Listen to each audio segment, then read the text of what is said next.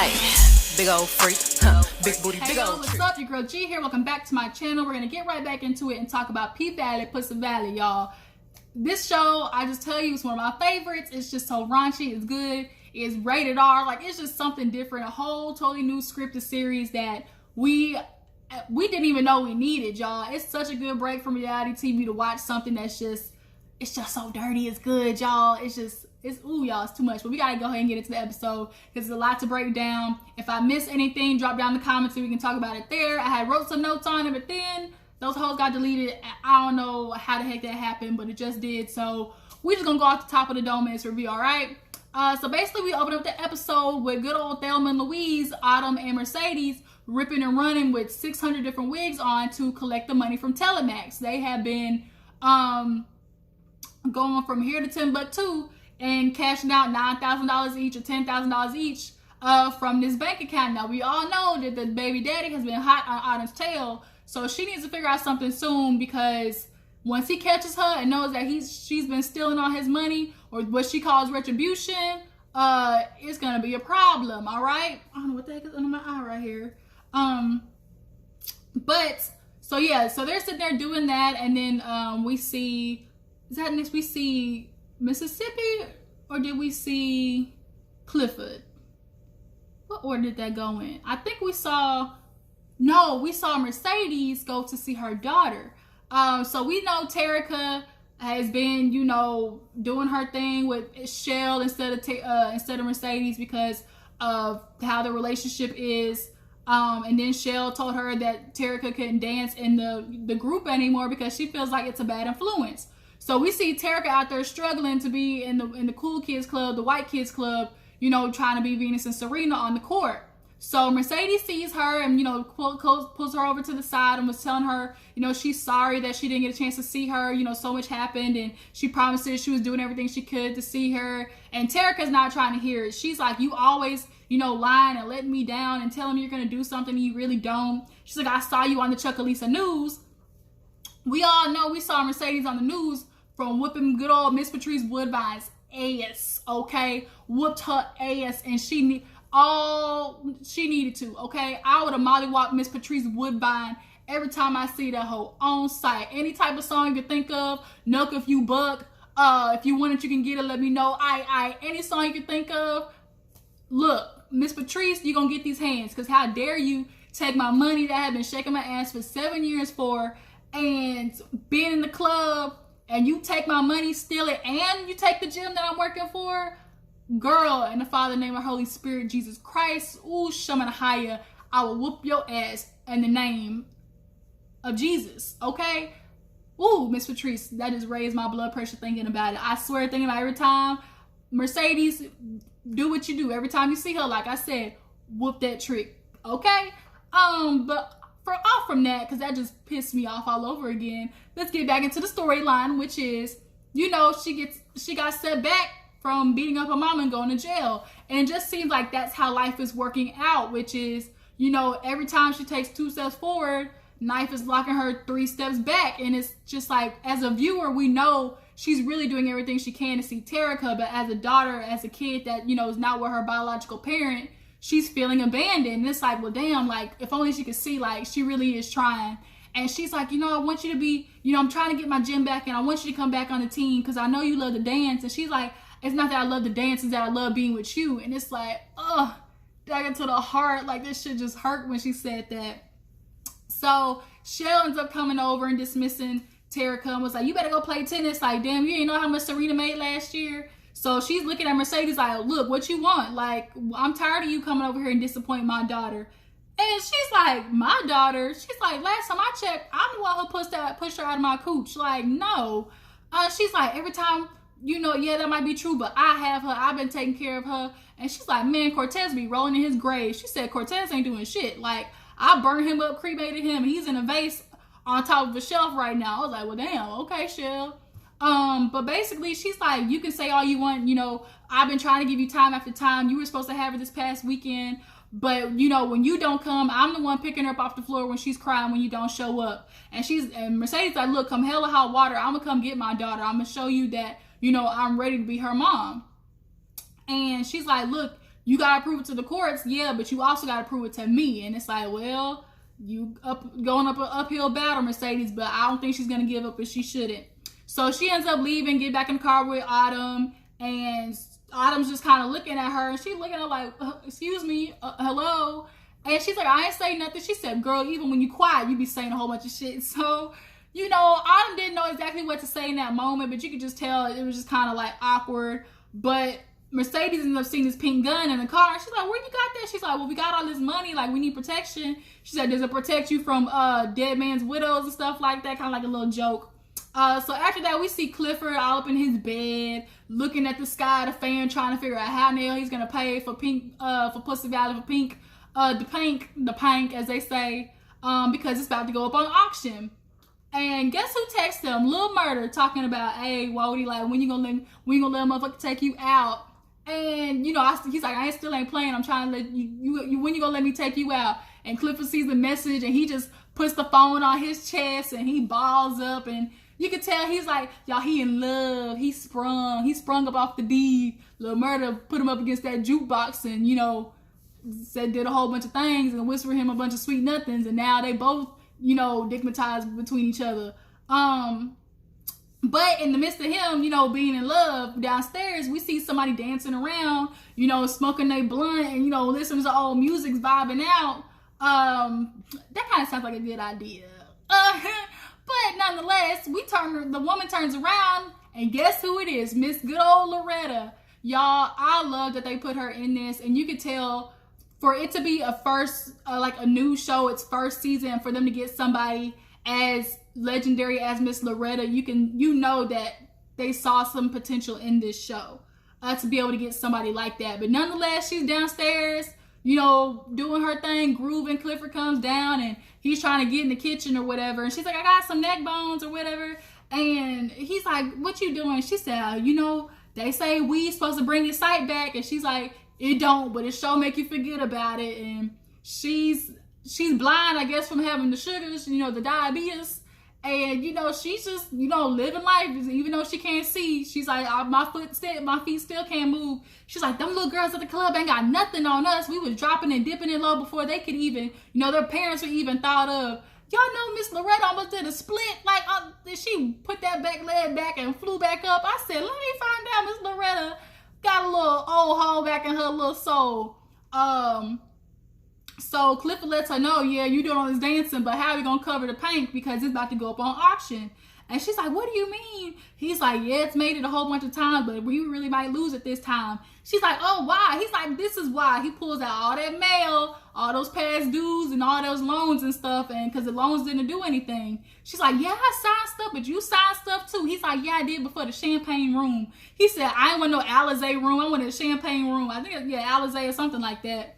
But nonetheless, like, they're trying to figure out how to keep this from going on auction. So he like, look, grandma, you got to start praying to that Jesus of yours. She said, I can't get on my knees and pray to Jesus. She said, start sucking Jesus off because I ain't lost my teeth yet. I said, no, they did not. And the funny thing about this show is, like, I love the way they tell the jokes. Like, they're raunchy, but still sophisticated in a way because you have to think about it. Like, when she says that, like, I ain't lost my teeth yet. Like, you like, what the heck does I got? And then you think about it, you're like, oh, okay, I see what you mean. He said, He said, he's just so uncouth. I said, nigga, you in a strip club. What you mean uncouth? But, so he's been texting, Lil Murda's been texting him this whole time. And, you know, she can tell, like, she's like, when you gonna tell young man to come over here? And he was like, man, I don't have nobody I'm texting. She said, whoever it is, you know, you can go in that kitchen. You could always make some neck bones with love. And he said, ain't nobody coming over here. And then he thought about it because, you know, they do want to be together. They do want to kind of have some type of public, you know, thing. So it is a good idea from him. At least he can come to the house because they're still in a safe zone. So after that, we see Mississippi. Speaking of, Mississippi's out there with her baby. And Lil Murda, like, as he's walking up, like, I really didn't find Lil Murda attractive in the beginning, but the more I'm watching this season, I'm kind of like, oh, like, it's a little bit of something about him. I mean, Maine always gonna be baby, because, you know, that's throwback Peen, but Lil Murda's kind of creeping up there. But nonetheless, he sits down, sees Mississippi. He gets straight to the point. Look, I don't know what you think you saw, but you're not getting ready to bribe and blackmail me. Basically, he trying to tell her, you ain't gonna get nothing out of me. And she's like, I don't know what you're talking about. That country accent. What are you even talking about right now? And she's like, I'm here to talk about this. And she shows him the phone. And World Star Hip Hop has his song talking about, oh, the new song with the stripper in the club. He's so happy, like, yes, I'm blowing up. And as a viewer, you like, yes, because, he's the underdog. We want to see Lil Murda win. He been trying to finally get that one song to pop, and it did. And he's like, oh, I got to tell my manager, Wody. She's like, for what? He ain't managing shit. Like, you don't have no Instagram. You don't have, pictures. You don't have anything. So we both, basically, they got to work together so they both can get about a chuck of Lisa, okay? Mississippi got to get away from her crack-ass boyfriend Derek whooping her ass, and Lil Murda got to find a way to get out of the hood so he could take Clifford with him so they can go on and live merrily, happily ever after somewhere in the dark. So basically, at this point, it's kind of looking like Mississippi's going to be up under his arm, kind of as eye candy. As she said, she said, women got to want to fuck you and men got to want to be you. He like, oh, snap, like, that's a bar. I'm going to have to put that in my next song. She said, make sure you credit it to the right person, because that's Uncle Clifford line. And so he kind of thought about it like, oh, snap, like, I want a nigga that got, like, golden gems, stuff like that. So then after that, we end up seeing, what happened after that? Oh, we see Clifford go over to the nail salon, right? So he's getting his nails done, speaking all type of ching ching chong, and it's a joke, y'all. Like, don't kill me in comments. Like, okay, learn how to laugh, people, because I don't know whether they Filipino, Vietnamese, Korean, just a whole bunch of stuff that they were speaking at the nail tech. You must go to the nail tech a lot of times if you finally pick up, like, the native language. And a woman comes walking in, and it's Eloise, and it's Mayor Tydell's, like, secretary. And he's like, come over, sit down, come catch up with me. It's been a minute. So he's like, how you been? Up there, fraternizing with all the bougie folks, now you done become a little, like, housemaid, a housewife or whatever.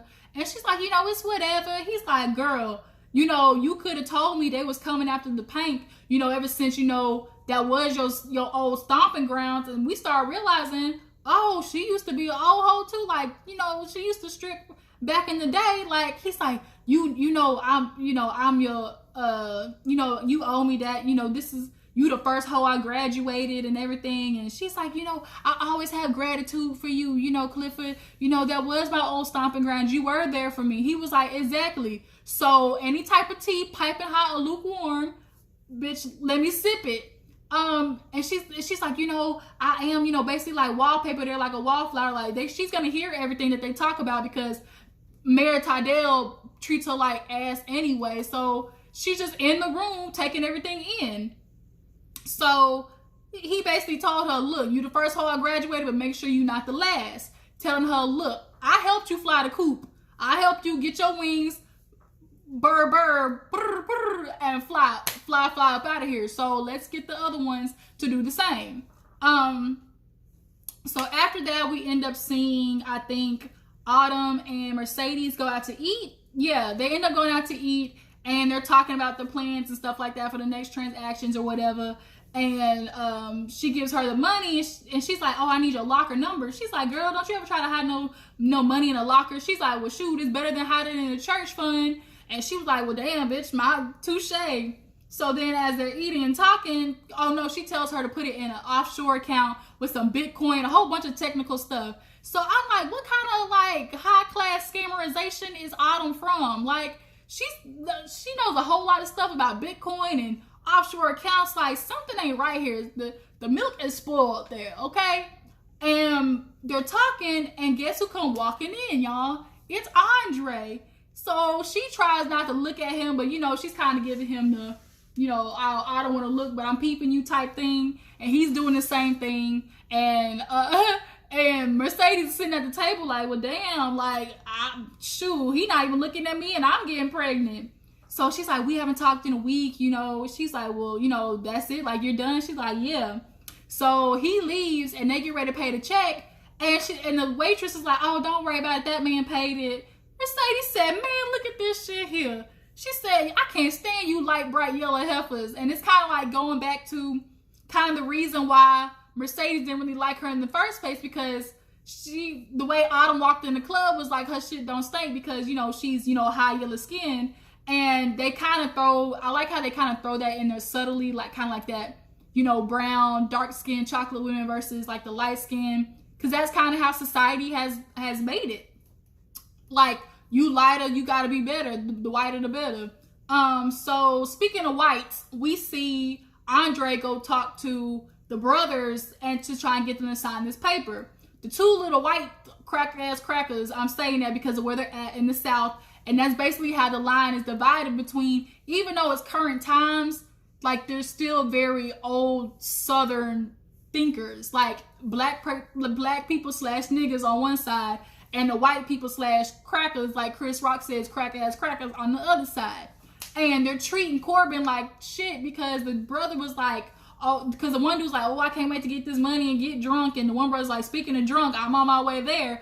Corbin, get me another drink. And it's like, Corbin, if you don't sit your tail down and have him walk his bougie white self up to get his own drink, and Corbin's face is just kind of like, oh, let me just deal with it. So Andre pulls out the papers and was like, here, let's sign them.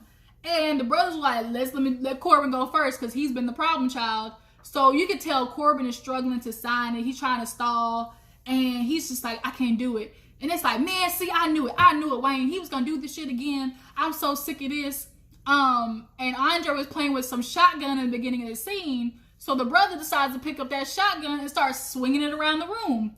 And he looks at Corbin like, we're not doing this again. I want my money. Like, you're messing it up. And he's like, why do you want to get rid of it so fast? Like, it's legacy. He's like, man, F legacy. I didn't like my daddy anyways. He's like, you do know legacy is how you have what you have now, which is true. Like, you guys wouldn't have anything had it not been them passing it down from generation to generation. So then the dude started pointing the gun at Andre and was like, Andre, with your little smart history self, what did da-da-da-da? He was like, oh, the Confederates started, but it was the Union that finished it or whatever.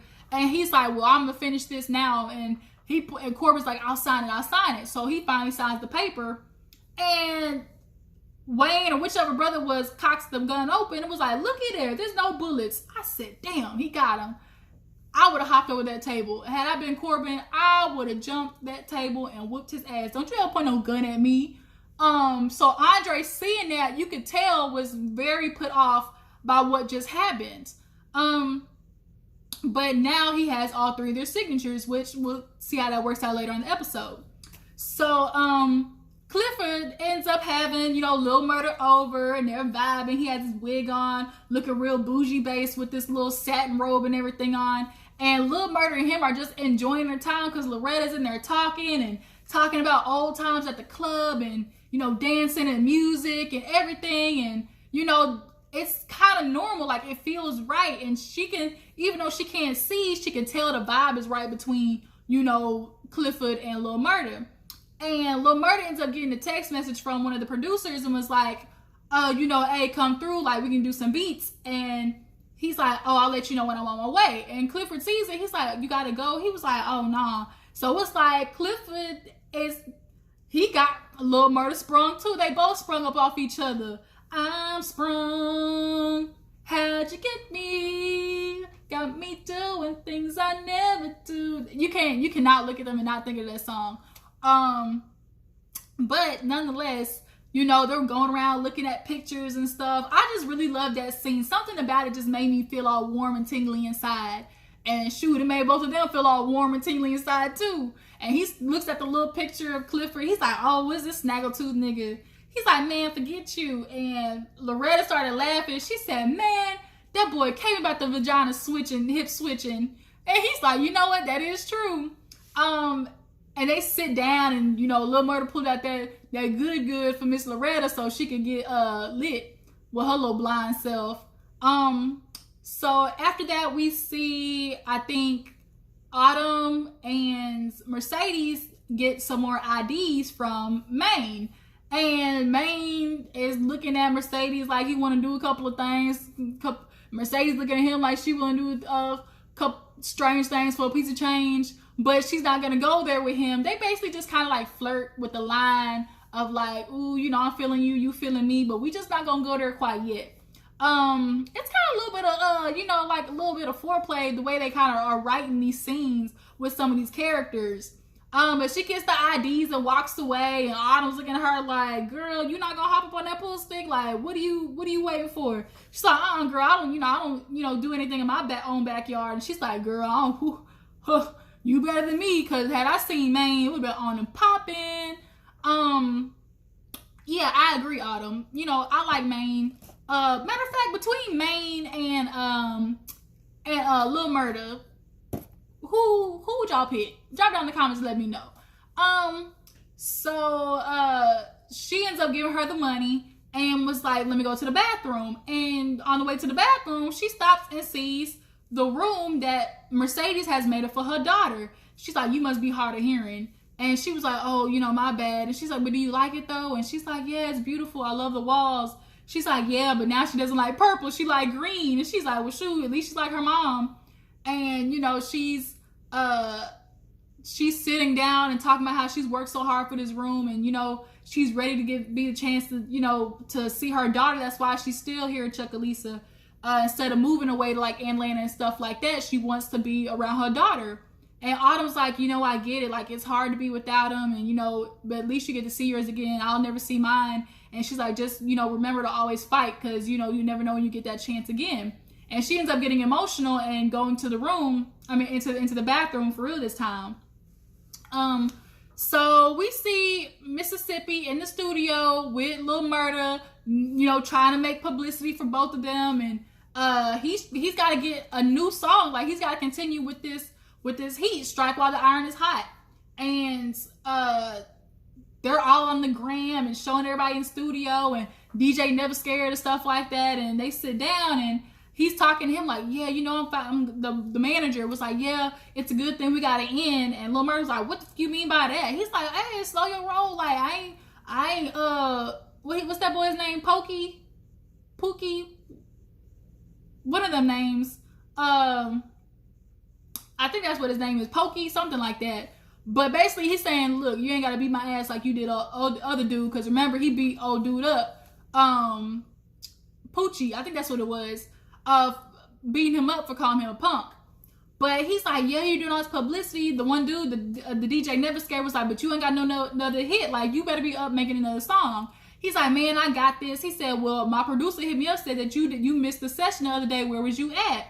And Lil Murda was kind of quiet, because we know where he was at. You know, he was at Miss Loretta's house getting a tour by Uncle Clifford. But Mississippi kind of like stood up for him and covered him and was like, oh, he was busy, and like sat in his lap. And, you know, they started making out in front of everybody. So it's very obvious that they gonna ride this thing till the wheels fall off. And I can appreciate that, but somewhere in that, I think something's gonna happen. But the way the manager is looking at Uncle, like, Lil Murda, is like he's jealous, one, and two, something ain't right in the water with him. I feel like he just claimed, you know how niggas in the hood like, oh, let me be your manager, but really they're just doing shit bare minimum, so when the person pops off, like, they could just be along for the ride. That's basically what I see out of him. Oh, I forgot the scene where we see the Gidget's white boy, whatever his name is. He has a whole hotel room full of naked bitches, like, popping up all the mollies or whatever in the bag.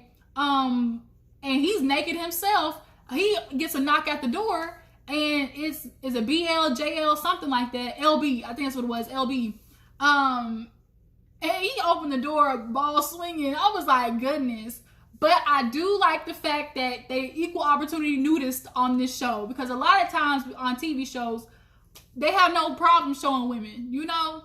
And even though it might be a little bit merch, like to have, you know, your peen everywhere, drop down in the comments. Do you feel like it's fair, equal opportunity to have men and women be, you know, full frontal and naked on the show? Like, if one's gonna be naked, they both might as well be, or do nude scenes. So basically, LB tells him, look, let me hold, you know, your next pack. Like, I want to help Uncle Clifford out. Now, he knows that Uncle Clifford wasn't trying to hold any more drugs because obviously that's an issue. You get busted, that's jail time. He's like, man, don't worry about it. I'll handle Clifford. Like, I'm trying to help him out. Like, he been there for me. Like, let me be there for him.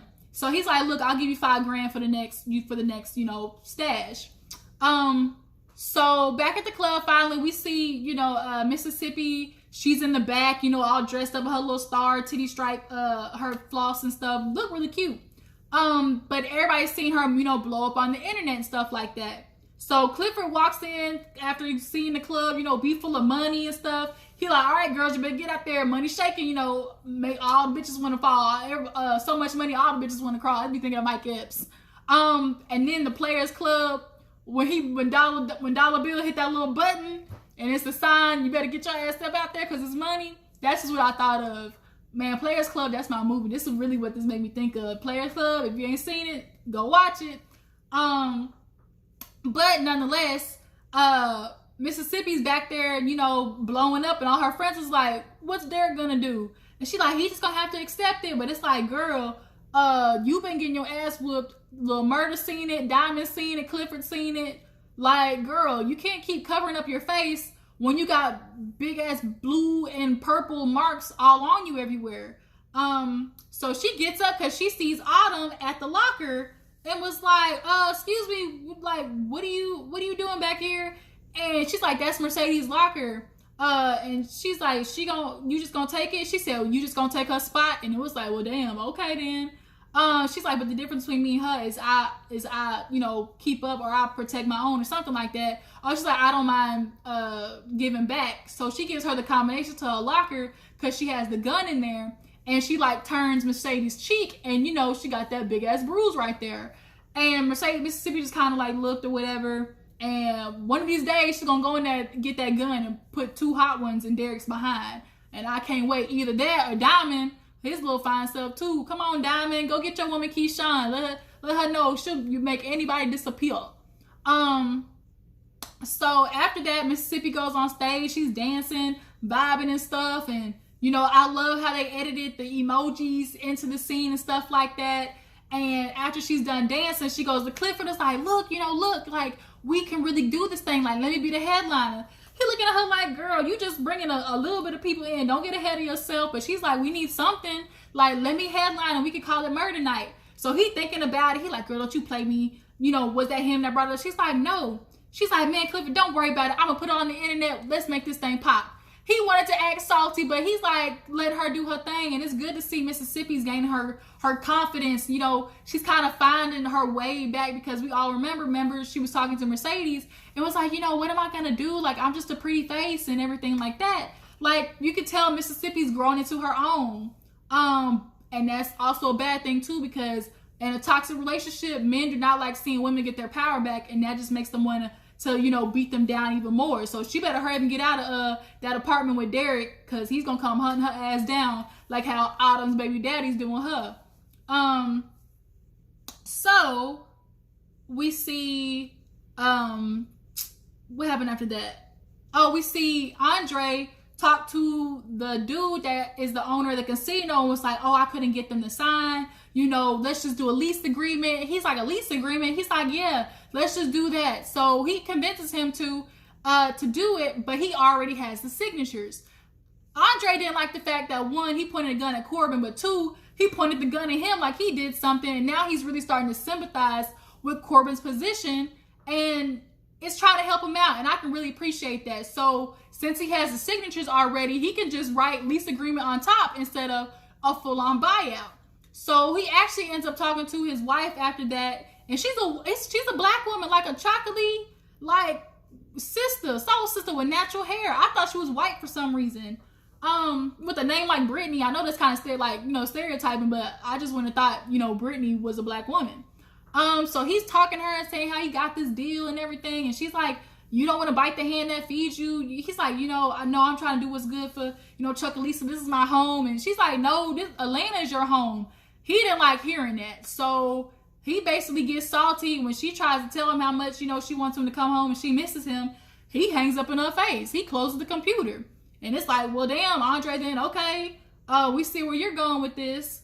So towards the end of the episode, we see Autumn end up like somewhere on that mountain where Andre has showed her, and she gives Andre a call to let him know, like, you know, I just want to let you know, like, I'm leaving, and, you know, I appreciate you showing me this place is so beautiful. She's like, you know, I can understand why people don't leave here. He's like, yeah, tell that to my wife. And she's like, you know, I'm going, and, you know, it's just best that we do it like this, that, like, let me just be a memory. And it's like, well, shoot, okay then. You could tell he was a little disappointed. For him, he's like, you know, can I at least get one last one for the road, you know, something like that. But she knew she couldn't do it, because as she gone over there and gave him that whop again, then she would end up staying, okay? So after that, we see Clifford go to get Miss Patrice Woodbine out of prison, because he hears from Eloise that the only way to stop the purchase or whatever is to do a petition. Because remember, they didn't want all the church folks to hear about it. Like Tydell said, you know, we can't let the church folks hear about it. They'll shut it down real quick. Miss Patrice is church folk, okay? So he put the Pynk up for her bail, basically, because she been in there for 9 days. Wasn't anybody coming to get her. Nobody likes Miss Patrice Woodbine, her little skeptical, scamming ass. Her little ass, I can't stand her. But he's like, you gonna do something for me? She's like, I don't do deals with the devil. He's like, well, luckily I do. He looked at her like, basically, you my devil, bitch, and you gonna work, okay? Because you owe me at this point. So we know what he's gonna do with that plan. So when they walking out, we see Maine, his little fine self, Maine. Ooh, Maine. He comes walking out with Fat Man over there, taking off the ankle bracelet, and he puts it back on, and he walks.